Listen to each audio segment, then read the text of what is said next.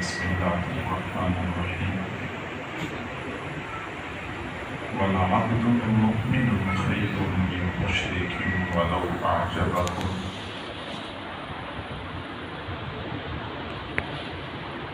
وقال رسول الله صلى الله عليه وسلم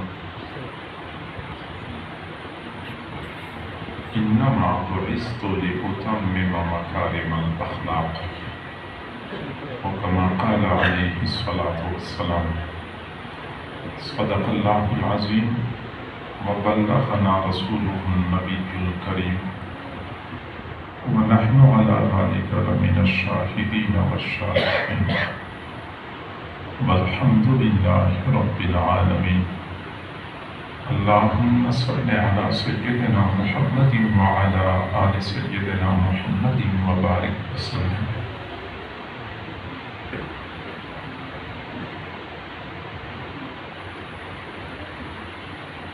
اللہ رب العزت نے اس دنیا کو جنت کا نمونہ بنایا ہے. ہماری کرتوتوں کی وجہ سے، ہمارے برے اعمال کی وجہ سے یہ جہنم کا دہ بن چکا ہے. ہم اگر شریعت مطہرہ کی تعلیمات کے مطابق زندگی گزاریں تو اس دنیا میں ہمیں وہ سکون مل سکتا ہے جو جنت میں ہمیں ملنے والا ہے. آپ لوگ دیکھتے ہیں ہمارے اس معاشرے میں ہر بندہ پریشان نظر آتا ہے. کوئی معاش کی وجہ سے پریشان، کوئی اولاد کی وجہ سے پریشان، کوئی گھر بار کی وجہ سے پریشان، کوئی خاندان میں گھر کے افراد کے درمیان اختلافات کی وجہ سے پریشان. ہر بندہ کسی نہ کسی پریشانی میں جھکا ہوا ہے، اور اس کی بنیادی وجہ یہ نہیں ہے کہ اللہ تعالیٰ اپنے بندوں کو پریشان کرنا چاہتا ہے، بلکہ بنیادی وجہ یہ ہے کہ بندے اپنے کرتوتوں کی وجہ سے خود بھی پریشان ہیں، دوسروں کو بھی جینے نہیں دیتے.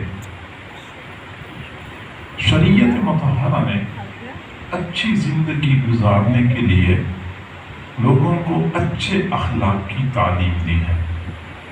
دنیا کے ہر مذہب، ہر معاشرے میں اچھے اخلاق پر زور دیا جاتا ہے، لیکن دین اسلام نے اچھے اخلاق کو اتنی اہمیت دی ہے کہ حضور صلی اللہ علیہ وسلم نے فرمایا انما بعثت لأتمم مکارم الاخلاق، میری بعثت اور رسالت کا مقصد ہی یہی ہے کہ میں لوگوں کو اچھے اخلاق کی تعلیم دے.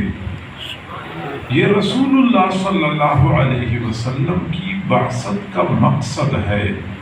اور میرے بھائیوں، ہمارے اس دین میں اچھے اخلاق کی اہمیت اتنی زیادہ ہے کہ کسی بھی بندے کی ایمان کا کامل ہونا، ایمان کا کمال زیادہ نمازوں کے ساتھ وابستہ نہیں کیا گیا، زیادہ حج عمرے کے ساتھ مشروط نہیں کیا گیا، بلکہ ایمان کا کمال اچھے اخلاق کے ساتھ وابستہ کیا گیا ہے. حضور صلی اللہ علیہ وسلم نے فرمایا ان اکمل المؤمنین ایمانا احسنهم خلقا، مؤمنین میں سب سے کامل ایمان والا وہ شخص ہے جو سب سے زیادہ اچھے اخلاق والا ہے.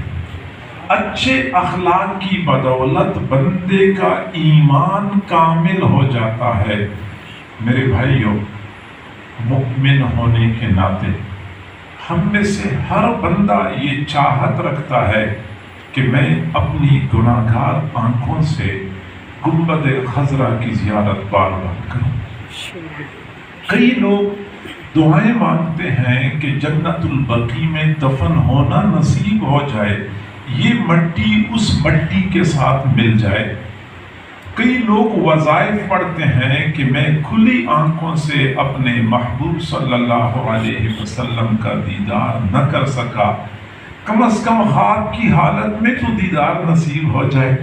لوگ وظیفے پڑھتے ہیں، اور میرے بھائیوں یہ سارے امور سعادت کا باعث، گنبد خضرا کی زیارت سعادت کا باعث، جنت البقیع میں دفن ہونا سعادت کا باعث، اور خواب کی حالت میں حضور صلی اللہ علیہ وسلم کی زیارت کرنا سعادت کا باعث۔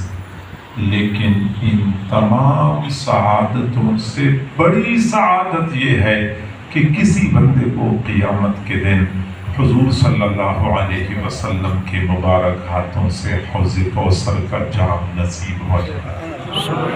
آپ صلی اللہ علیہ وسلم کے مبارک قدموں میں کسی کو جگہ نصیب ہو جائے، یہ سب سے بڑی سعادت ہے۔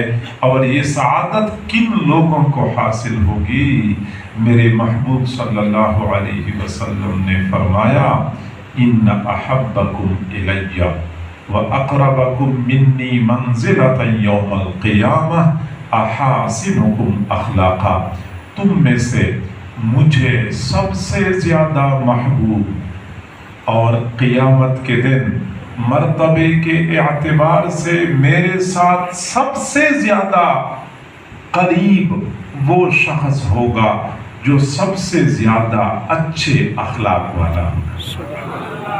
اچھے اخلاق کی بدولت رسول اللہ صلی اللہ علیہ وسلم کی رفاقت ہمیں قیامت کے دن نصیب ہوگی۔ آپ صلی اللہ علیہ وسلم کی خدمت میں ایک صحابی حاضر ہوئے، عرض کیا، مت دین یا رسول اللہ، اللہ کے نبی آپ جو دین لے کے آئے ہیں اس پورے دین کا خلاصہ اور نچوڑ کیا ہے، اس پورے دین کا مکھن کیا ہے۔ حضور صلی اللہ علیہ وسلم نے فرمایا، خلق حسن، اچھے اخلاق، اچھے اخلاق یہ پورے دین کا نچوڑ ہے۔ معلوم ہوتا ہے کہ ہماری دین اسلام میں اچھے اخلاق پر بہت زور دیا جاتا ہے، لیکن افسوس سے کہنا پڑتا ہے کہ ہمارے دین نے اچھے اخلاق پر جتنا زور دیا ہے، ہمارے معاشرے میں اچھے اخلاق کی کمی اور فقدان اتنا ہی نظر آتا ہے۔ اچھے اخلاق کی ہمارے معاشرے میں بہت کمی پائی جاتی ہے، چنانچہ ہم اپنی آنکھوں سے دیکھتے ہیں ہمارے معاشرے میں کئی مرتبہ ایسے لوگ ہوتے ہیں جو ظاہراً بڑے دیندار نظر آتے ہیں، نماز کی پابندی کرنے والے، روزے کا اہتمام کرنے والے، حج اور عمرہ کرنے والے، لیکن اخلاقی اعتبار سے بہت کمزوری پائی جاتی ہے۔ آپ اس کے گھر والوں سے پوچھیں، وہ بیچارے توبہ استغفار کرتے ہوئے نظر آتے ہیں، کہتے ہیں کہ حاجی صاحب کے اخلاق کا نہ پوچھو۔ آپ اس کی برادری والوں سے پوچھیں، برادری والے پریشان نظر آتے ہیں کہ یہ بندہ اخلاق کے اعتبار سے بہت کم درجے کا ہے۔ اور میرے بھائیوں، میں کئی مرتبہ دوستوں سے کہتا ہوں کہ اگر قیامت کے دن اعلان ہو گیا کہ نمازی کھڑے ہو جائیں تو ہم میں سے بہت سارے لوگ کھڑے ہو جائیں گے۔ اگر اعلان ہو جائے کہ حاجی حضرات کھڑے ہو جائیں تو بہت سارے حاجی حضرات کھڑے ہو جائیں گے۔ اگر اعلان ہو جائے کہ روزہ رکھنے والے کھڑے ہو جائیں، بہت سارے روزے دار کھڑے ہو جائیں گے۔ لیکن اگر اعلان ہو جائے کہ اچھے اخلاق والے کھڑے ہو جائیں تو ہم میں سے اکثر لوگ ان کے سر نیچے کو جھک جائیں گے، وہ کھڑے ہونے کے قابل نہیں، کھڑے ہونے کے قابل نہیں ہوں گے، کیونکہ اچھے اخلاق والے اس دنیا میں بہت کم نظر آتے ہیں۔ ہمیں چاہیے کہ ہم اپنے آپ کو اچھے اخلاق سے مزین کر دیں، اپنے آپ کو اچھے اخلاق والا بنا دیں۔ اب اچھے اخلاق کسے کہتے ہیں؟ اور اچھے اخلاق والا کیسے بنا جا سکتا ہے؟ یہ دو باتیں میں نے عرض کرنی ہے، آپ توجہ فرمائیں گے تو بات سمجھ میں آ جائے گی۔ میرے بھائیو، اچھے اخلاق کی بنیاد یہ ہے کہ ہماری زبان اور ہاتھ سے کسی دوسرے مسلمان کو تکلیف نہ پہنچے۔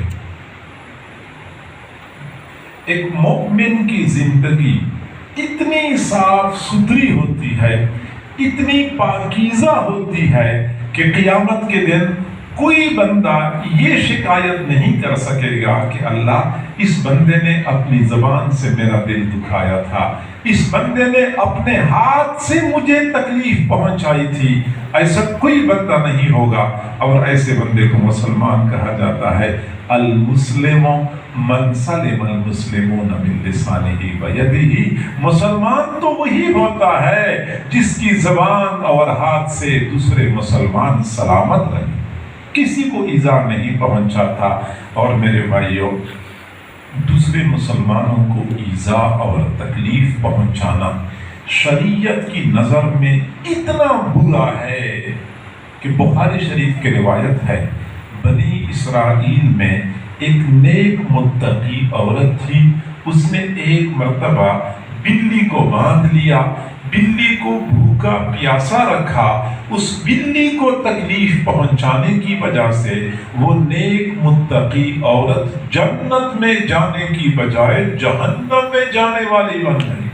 اگر بلی کو تکلیف پہنچائی تو وہ عورت جہنم میں جانے والی بنتی ہے، پھر ہم جو انسانوں کو تکلیف پہنچاتے ہیں، پھر مسلمانوں کو تکلیف پہنچاتے ہیں، پھر اپنے عزیز و اقارب میں سے کوئی ہوتا ہے ہم اس کو ایذا پہنچاتے ہیں، اور پھر بھی ہم امید لگاتے ہیں کہ ہمیں جنت ملے گی۔ حرام ہے جنت اس شخص پر جو اللہ کی مخلوق کو تکلیف پہنچاتا ہے۔ زندگی پاکیزہ گزاریں، یہ کوئی مذاق نہیں ہے۔ اللہ تعالیٰ کو اپنے بندے بہت پیارے ہیں، اللہ کے بندوں کے اوپر اللہ کی وسیع سرزمین تنگ کرنے والوں، اپنی زبان اور ہاتھ سے مخلوق کے خدا کو اذیت پہنچانے والوں، کبھی آپ لوگوں نے سوچا ہے کہ جب اللہ کے بندوں کو تکلیف پہنچائی جاتی ہے تو اللہ تعالیٰ خود اس کا انتقام لیتا ہے، اور جب اللہ انتقام لیتا ہے تو بندے کو عبرت کا نشان بنا دیتا ہے۔ زبان تالے لگائیں، اس کی حفاظت کریں۔ گھروں میں اکثر لوگ اتنی بے احتیاطی کے ساتھ زبانیں استعمال کرتے ہیں، ساس اور بہو کے جھگڑے، ساس کی منہ میں جو آتا ہے بہو کے سامنے بول دیتی ہے، ذرہ برابر نہیں سوچتی کہ میری اس بات سے بہو کے دل کو تکلیف پہنچے گی۔ جو جی میں آیا وہ بول دیا، پھر بہو بھی تو اسی زمانے کی بہو ہے، وہ اس سے دگنا بول لیتی ہے، اس کو بھی احساس نہیں ہوتا کہ یہ میری ساس ہے، اس کے بال سفید ہو چکے ہیں، سفید بالوں سے اللہ بھی حیا کر لیتا ہے، مجھے بھی حیا کرنی چاہیے، کوئی بات نہیں، میری ماں کی جگہ پہ ہے، اگر اس نے ایک دو لفظ زیادہ بول بھی دیے تو مجھے برداشت کرنا چاہیے۔ نہ ساس کو احساس ہوتا ہے کہ میں بہو کا دل دکھا رہی ہوں، نہ بہو کو احساس ہوتا ہے کہ یہ میری ساس میری ماں کی جگہ پہ ہے، مجھے اس کا خیال کرنا چاہیے۔ ایک دوسرے کے لیے ہم وبال جان بنے ہوئے ہیں، بھائی بھائی کے ساتھ باہم دست و گریبان ہوتا ہے، باپ اور بیٹے کے درمیان سر جنگ چل رہی ہے۔ میرے بھائی، یہ کوئی اسلامی زندگی ہے؟ یہ کوئی میری نبی کی تعلیمات ہے؟ میرے بھائی، عشق رسول کے دعوے تو ہم ایسے کرتے ہیں۔ حضور صلی اللہ علیہ وسلم نے اس طرح زندگی گزاری تھی، اور حضور علیہ السلام کے عشاق ایسے ہوا کرتے جس طرح ہم زندگی گزارتے ہیں۔ معذرت کے ساتھ میں عرض کرتا ہوں، زبانیں ہیں جو چل رہی درانتے کی طرح چل رہی ہوتی ہیں۔ بعض لوگوں کا بڑا مشغلہ ہوتا ہے، کوئی بندہ سامنے آیا اس کو گالی دے دی، اگلا سامنے آیا اس کو بددعا دے دی، اگلا سامنے آیا اس پر لعن طعن کر لیا۔ جو بندہ سامنے آتا ہے، جیسے بچھو ہوتا ہے، جو چیز سامنے آتی ہے اس کو ڈنک مارتا ہے، اسی طرح جو بندہ سامنے آتا ہے ہم اس کو ڈنک مارتے رہتے ہیں۔ اور یہ میں ہوائی باتیں نہیں کرتا، یہ آپ حضرات اپنے گھر میں، اپنے ماحول میں، اپنے معاشرے میں دیکھیں، آپ کو یہی حقیقت نظر آئے۔ زبان سے دوسروں کو ایذا پہنچا، حضور صلی اللہ علیہ وسلم سے کسی نے عرض کیا اللہ کے نبی یہاں ایک خاتون ہے پوری رات نماز پڑھتی ہے ہر دن روزہ رکھتی ہے صرف ایک غلطی ہے کہ یہ اپنی زبان سے دوسروں کو تکلیف پہنچاتی ہے. آپ صلی اللہ علیہ وسلم نے فرمایا لا خیر فیہا لا خیر فیہا لا خیر فیہا ایسی عورت میں کوئی خیر بھلائی نہیں ہے کوئی خیر بھلائی نہیں ہے ہی فی النار یہ جہنم میں جائے گی یہ جہنم میں جائے گی. پھر کسی نے کہا اللہ کی نبی یہاں ایک اور خاتون ہے وہ زیادہ نفل اعمال تو نہیں کرتی لیکن کسی کو زبان سے تکلیف نہیں پہنچاتی. فرمایا نعم ہے یا پھر جنہ جی ہاں یہ جنت میں جائے گی. اور پوری رات عبادت کرنے والی ہر دن روزہ رکھنے والی لیکن جب زبان پہ قابو نہیں ہے تو فرمایا اس میں کوئی خیر بھلائی نہیں ہے جہنم میں جائے گی. مخلوق کے خدا کو تکلیف نہ پہنچائیں. اور پھر خاص طور پہ میرے بھائیوں ہمارے معاشرے میں جو ہم سے بڑی عمر کے حضرات ہوتے ہیں سفید بالوں والے چچا ہے تو ماموں ہے تو دادا ہے یا ویسے پڑوس میں کوئی بڑی عمر کا بندہ ہے سفید بال ہوتے ہیں سفید بالوں کا اکرام کرنا چاہیے ان کا لحاظ کرنا چاہیے ان کو کبھی ایذا نہ پہنچائے. اور اسی طریقے سے حضرات علماء کرام مشائخ صوفیاء ان کے ساتھ کبھی بھی گستاخی والا معاملہ نہ کریں. میرے بھائیوں یاد رکھیں جس نے کسی اللہ کے کسی ولی کو ایذا پہنچائی اللہ کے ولی کا دل دکھایا اللہ تعالیٰ خود فرماتے ہیں من عادی لی ولیا فقد آذنتہ بالحرب جس نے میرے ایک ولی کے ساتھ دشمنی کر لی میری جانب سے اس کے خلاف اعلان جنگ ہے. اللہ تعالیٰ اس کے خلاف اعلان جنگ کرتا ہے. اللہ تعالیٰ کبھی بھی اس کو خیر بھلائی نہیں دیتا جو بندہ اللہ کے اولیاء کو ایذا پہنچاتا ہے. اور یہ اللہ کے اولیاء کون ہوتے ہیں؟ یہ مشائخ صوفیاء جن کو ہم پیر حضرات کہتے ہیں لیکن پیر وہ جو شریعت اور سنت کی پیروی کرنے والے ہوتے ہیں. کسی بھی پیر کا معیار دیکھنا ہو یہ سچا پیر ہے یا نہیں ہے صرف ایک معیار ہے شریعت اور سنت قرآن اور حدیث کے ترازو پہ تولے. اگر اس پہ پورا اترتا ہے تو یہ سچا پیر ہے. اس کے پاؤں دھوئے اور اس کا پانی پیئے آپ کے اوپر اللہ تعالیٰ سعادت کے دروازے کھول دے گا اگر وہ شریعت اور سنت کے ترازو پہ پورا اترتا ہے. لیکن جو بیچارہ نہ شریعت کی پابندی ہے نہ نمازوں کا اہتمام ہے نہ سنت کی اتباع ہے اور دعوے یہ کرتے ہیں کہ ہم بڑے پہنچے ہوئے ہیں. میرے بھائیوں یہ دعوے جھوٹے ہیں. جس نے قرآن و حدیث کو جس نے شریعت اور سنت کو پس پش ڈالا ہوا ہے اس کا ولایت کے ساتھ پیری کے ساتھ کوئی دور کا تعلق بھی نہیں ہے. حضرت جنید بغدادی رحمہ اللہ نے یہی بات فرمائی تھی اذا رأیتم احدا جنید بغدادی فرمایا تم کسی بندے کو دیکھو یمشی علی الماء پانی پر چلتا ہے او یطیر فی الہواء یا ہوا میں اڑتا ہے وہو یخالف سنت من سنن النبی صلی اللہ علیہ وسلم وہ حضور صلی اللہ علیہ وسلم کی سنتوں میں سے ایک سنت کا مخالف ہے فضربوہ بالنعلین اس کو جوتے مارو فإنہ دجال کذاب لا ولی وہ دجال کذاب تو ہو سکتا ہے وہ ولی نہیں ہو سکتا. سنتوں کی اتباع نہ کرے وہ ولی ہو اس کی شکل و صورت نبی کی طرح نہ ہو وہ عاشق رسول ہے اس کا اٹھنا بیٹھنا کھانا پینا نبی کی تعلیمات کے مطابق نہیں ہے وہ پھر بھی ولی ہے. یہ عشق رسول کی کون سی قسم ہے یہ محبت رسول کا کون سی قسم ہے کہ ہم نہ رسول اللہ کی طرح اپنے آپ کو بناتے ہیں نہ اٹھنا بیٹھنا نہ کھانا پینا نہ شادی غمی کچھ بھی رسول اللہ کی تعلیمات کے مطابق نہیں اور اس کے باوجود ہم عاشق رسول ہیں. تو میرے بھائیوں میں نے کہا کہ پیروں کی توہین نہ کریں ان کی شان میں گستاخی نہ کریں. شریعت اور سنت کے متبع پیر ان کے ہاتھ دھوئیں ان کے پاؤں دھوئیں اور وہ پانی پئیں آپ پر سعادت کے دروازے کھل جائیں گے. ان کی جوتیاں سر پہ اٹھائیں اور ان کی جوتیاں سر پہ اٹھانا اپنے لیے باعث سعادت سمجھیں. لیکن جس پیر کو میرے محبوب صلی اللہ علیہ وسلم کی سنتوں سے محبت نہیں ہے اس پیر سے مجھے کوئی محبت نہیں ہے.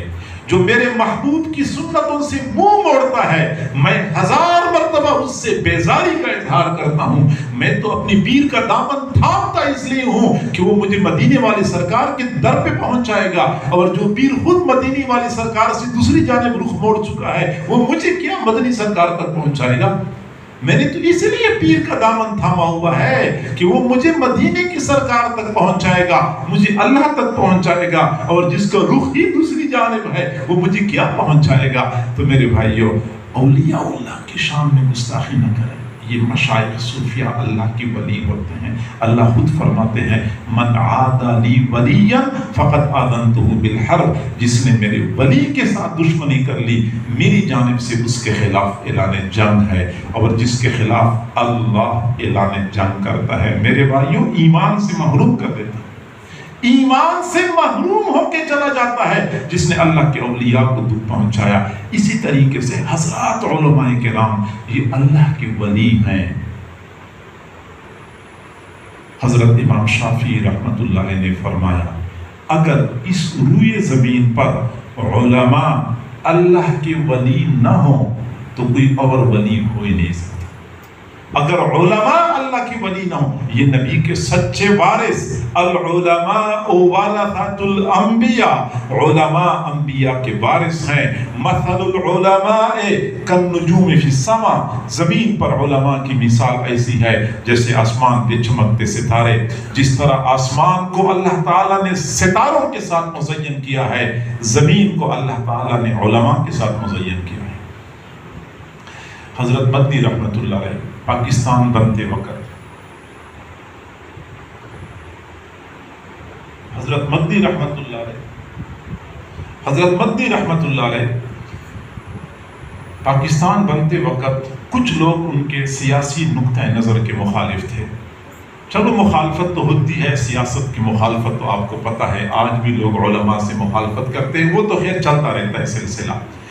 لیکن پھر اس سیاسی مخالفت کی بنیاد پہ ان کی تضحیق کرنا، ان کی توہین کرنا، ان کی شان میں گستاخی کرنا بہت خطرے والی بات ہے۔ چنانچہ کئی مرتبہ حضرت مدنی رحمت اللہ علیہ کی شان میں اس وقت لوگ گستاخی کرتے تھے۔ یہ سوشل میڈیا کا دور تو نہیں تھا، آمنے سامنے گستاخی ہوا کرتی تھی۔ چنانچہ حضرت مولانا مناظر احسن گیلانی رحمت اللہ علیہ فرماتے ہیں میں سفر کر رہا تھا، راستے کے قریب ایک ہوٹل پہ چائے پینے کے لیے رک گیا، ساتھی میرے ساتھ تھے۔ خیر ہم ایک چارپائی پر بیٹھ گئے، سامنے اور چارپائی پہ ایک دوسرا بندہ بیٹھا ہوا تھا جو خلاؤں میں گھوم رہا تھا اور ادھر ادھر دیکھ رہا تھا۔ مجھے اندازہ ہو گیا کہ یہ جو ہر وقت ادھر ادھر گھور رہا ہے، لگتا یہ ہے کہ اس کا دماغی توازن ٹھیک نہیں ہے۔ چنانچہ تھوڑی دیر بعد میں نے دیکھ لیا کہ وہ بندہ کھڑا ہو گیا اور ایسے راستے کی طرف رخ کیا اور کتے کی طرح بھونکنا شروع کر دیا، بالکل کتے کی طرح بھونک رہا تھا۔ پھر آ کے بیٹھ گیا، تھوڑی دیر بعد پھر کھڑا ہو گیا۔